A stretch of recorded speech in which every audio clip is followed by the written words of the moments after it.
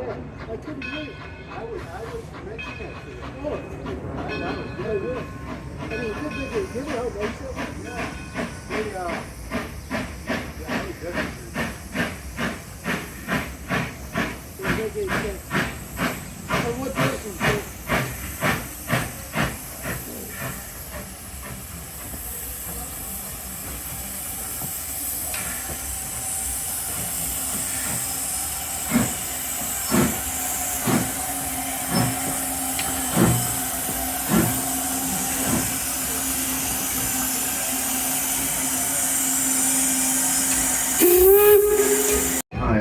It is the birthplace and childhood home of Harvey Firestone, the originator of the tire and rubber company. A very good friend of Henry Ford. It's a working farm, 7.5 acres, work year-round, open to use.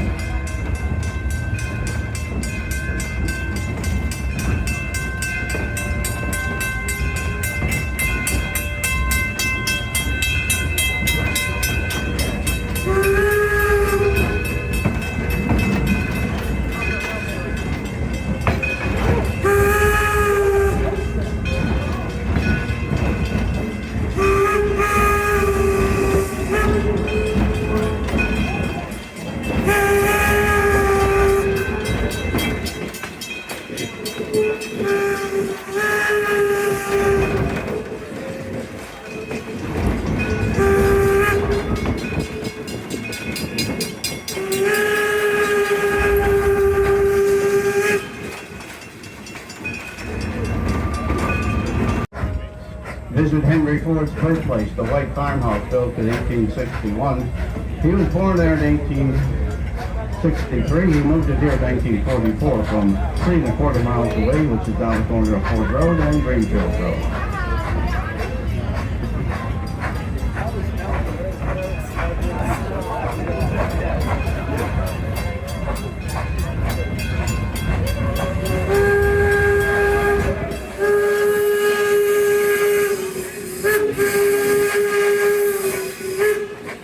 Main Street District is where the Wright Brothers Home and Cycle Shops are. They're authentic.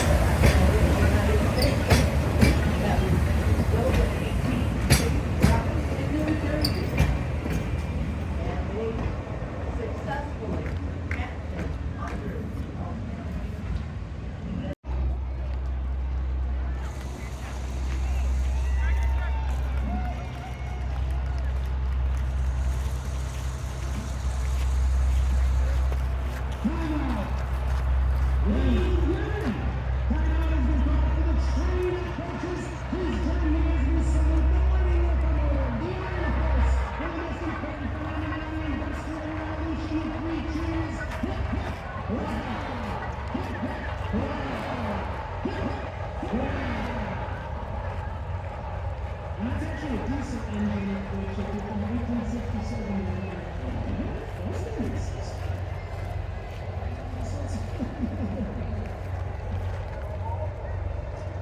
Resume. I've seen a lot of trains here in my lifetime. I know every single one of them, every single one of them go that way. And I've never seen anything like this. I'm sorry to ruin it. It's just a fact. Take it as a fact. To be part of the World Tournament this year, so if you're a fan of singing, you can see it again now. And even a week before the World Tournament, they will be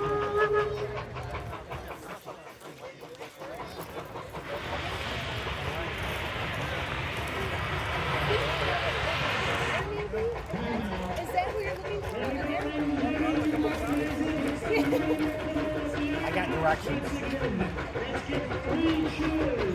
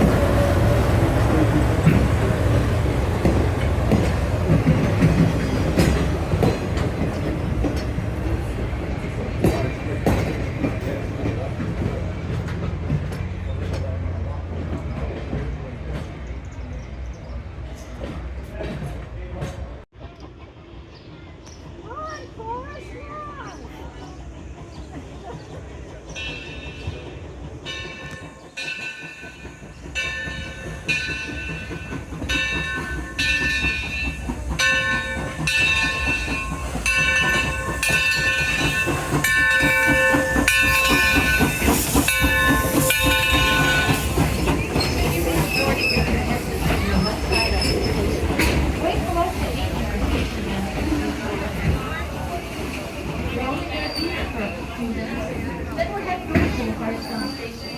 And if you should get off, I just want to make mention. 808. Torch Lake High Bottom. We'll say goodbye to Amy, our station master, as we pull away. We are now in Railroad Junction. The Smith Street PWC was built in 1858 by the Grand Trunk Railway. Smith Creek was located about 10 miles west of Port Huron, Michigan. Henry Ford had it brought here in 1928 when he learned that it had a young Thomas Edison connection. We have a presenter in the building who will tell you about the life and duties of a station master and also about that young Thomas Edison connection. Say hello to John, our presenter. Across the street is Edison Illuminating Power Plant.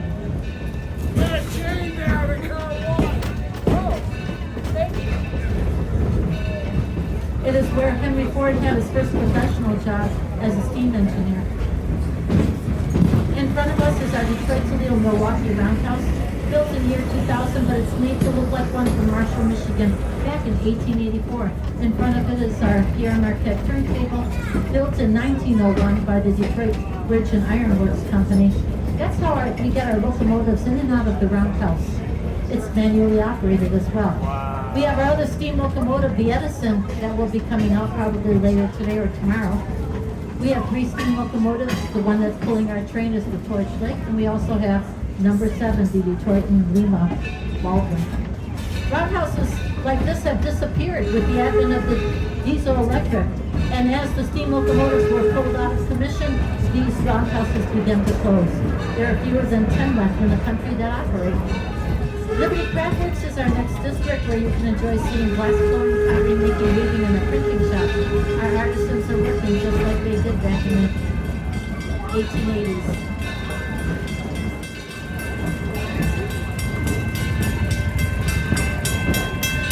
Now we're coming into our very first working farm.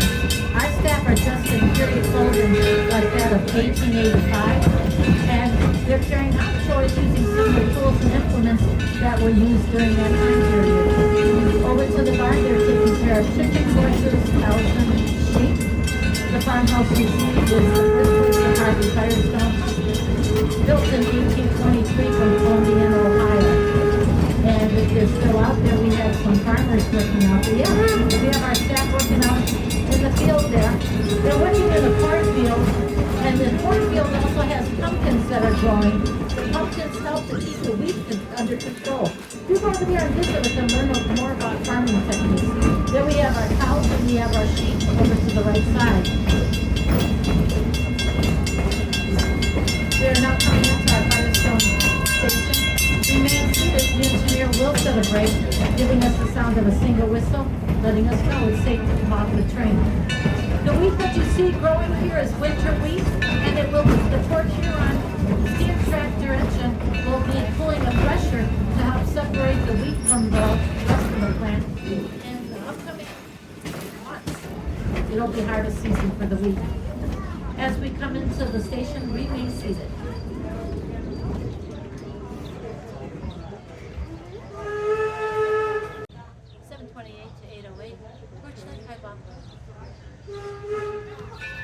And let's wave goodbye to Jim and Haley, our station masters, as we pull away. Thanks for making sure everybody boarded the train safely and we got out on time. We have Murder Muster Weekend here for you if you have not yet noticed all the wonderful historic vehicles that people from around the country brought for you to enjoy. We also have historic baseball season has just started today. And we also have at the Cotswold Cottage tea time. So many other activities throughout the village. Those are just the 3 top ones. When you came into the gates of Greenfield Village, you came into over 300 years of American history. We have 7 districts in which you can visit. The first one is the Henry Ford Model T, where you can visit the home of Henry Ford, born on July 30th, 1863. The oldest of 6 children. Learn more about his early life, and then take a walk over to the Ford Motor Company where you can learn more about that tradition of a motor car he had back in 1908, the Model T. It changed our world of transportation forever. And then take a ride on one of our historic cars here at the village.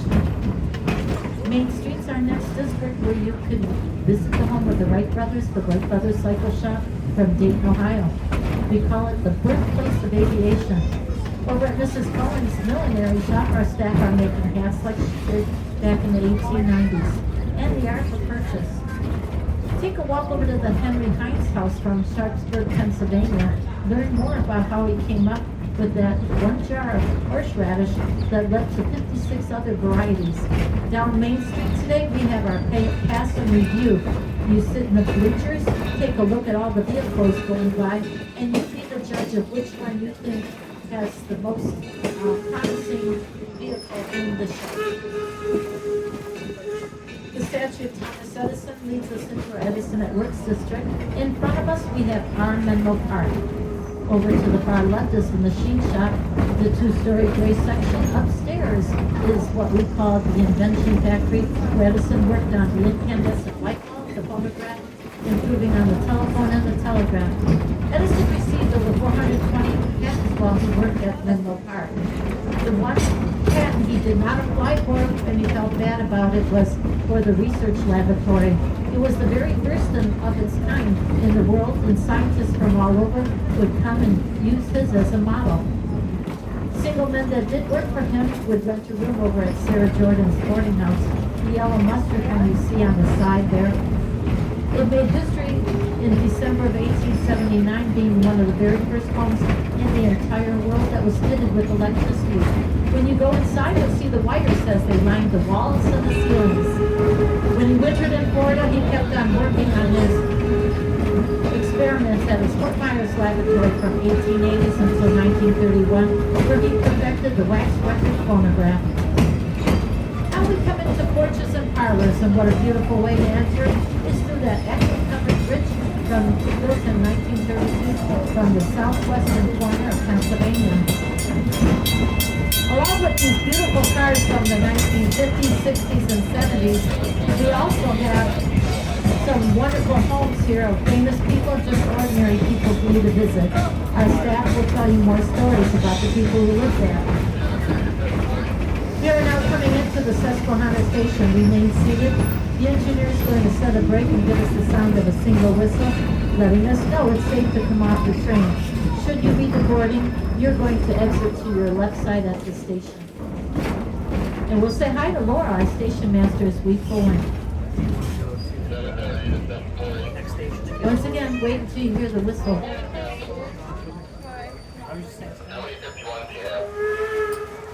728 to 808 at Torch Lake. Hi, boss. And we'll say goodbye to Amy, our station, or Laura, our station master, as we pull away.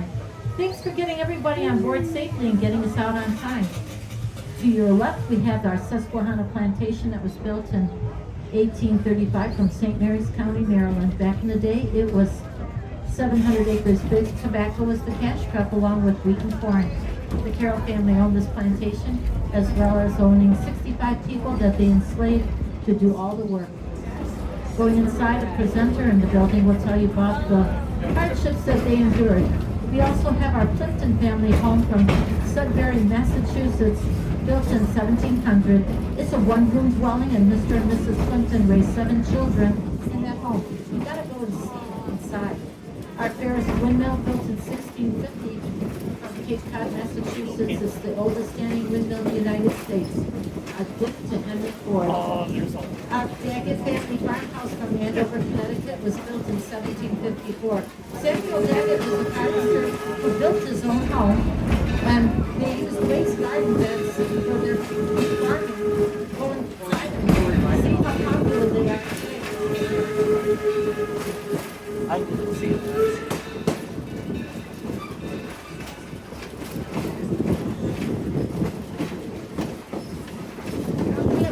For our tractors, Ron and Morgan horses here. They've been so busy all week long preparing for this event. They're getting lots of rest and relaxation. The locomotive pulling our train today is called the Torch Lake. It was built in 1873 by the Mason Machine Works Company. It's the oldest riding windmill, the oldest steam locomotive on a regular schedule in the United States. It's a tank engine, which means that the coal and the water are stored right on the locomotive itself. And just a quick look over to your left, the triangle white building that you see there is the practice house for the Detroit Lions football team. And looking way over to the left, you'll see some maples that are a bridge, the Brody Hollow Bridge, which will be completed by and then used by fall of 2026. Steam locomotives like our Torch Lake runner just pulling water, pull us into a firebox where the temperatures get extremely hot, enough to keep the water in the boiler, converting it to steam. The steam then moves into cylinders that move the pistons, which move the wheels. That's how it works. Sit back and enjoy some of the sounds that come out of the steam locomotive as we move through the wildlife preserve. We might find ourselves seeing some turkeys along the way. That's called a blowdown. The engineer just released in a blower in hopes of getting rid of calcium deposits and other debris. Plants and animals are not harmed by it.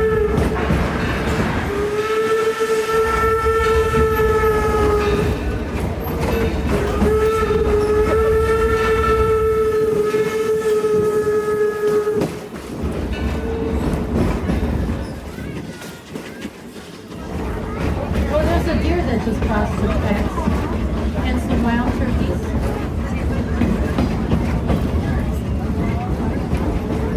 When you're wandering through the Greenfield village, you are taking yourself back in time. But I'm sure that there have been some moments when you recall taking a look at some of these vintage automobiles, remembering what it was like back in that time period. I hope it's all been good. We are now coming into our Walnut Grove area. Historic baseball is taking place right now in the field. This is opening season. Our teams, the Lottie Das, are playing the baseball club of Mont Clemens today. And they play according to the 1867 rule book. Some of the rules are no spitting, no cursing, and no gloves. Notice that not one player is using a glove. That's how they played back in the day. They're playing also in period correct uniforms. Let's all wave to them as we pass them. Give them a hello. There you go.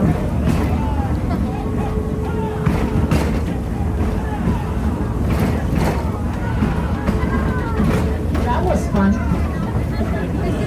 The red and white uniform, the players are the Latigas, and the other ones are the home visiting team. In front of us is the Henry Ford Academy High School that was built in 1997, a charter school that specializes in the STEAM program, science, technology, engineering, art, and math. We had over 500 students this past school year. Henry Ford always believed that learning to do is by doing. These students are able to take what they learn in the classroom and then go into the village and see firsthand what they studied. Quite a unique learning environment. Ninth graders had classes at the museum, and 10th through 12 over here. These vintage Pullman cars just up ahead were converted into classrooms, and they're reserved for our seniors every year. Many of our seniors this past school year moved on to higher education. And to be a student here, one must live in Wayne County, Michigan. After you submit your application, it's the luck of the draw, in which you're able to attend high school here, 4 years tuition free.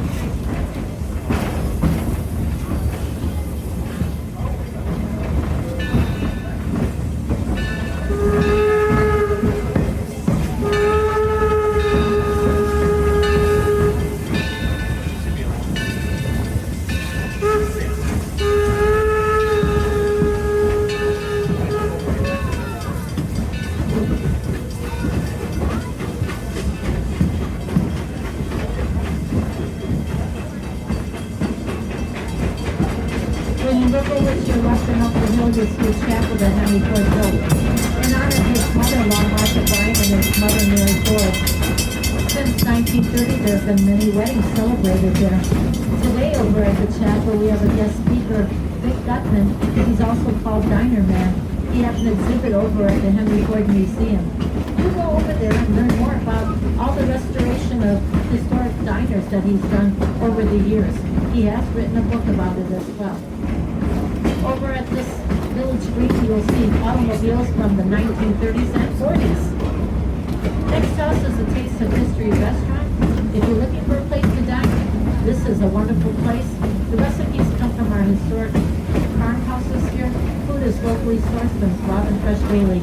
They will be serving hot meals up until 7 o'clock tonight. And then next to it is the Eagle Tavern restaurant. When you walk into the doors, you step back into 1860. Wait staff dressed in period clothing will hand you a menu with food selections that were popular then. They'll be serving meals up until 7 tonight. And then we have our Stand 44, our new opening restaurant that came in May. And the menu selections are vast. Do take a look at that if you're looking for a place to dine. They are now coming into the Smith Street station. Stacy, the engineer, will set a break, giving us the sound of a single whistle, letting us know it's safe to come off the train. Should you be deboarding, you're going to exit over to your left side.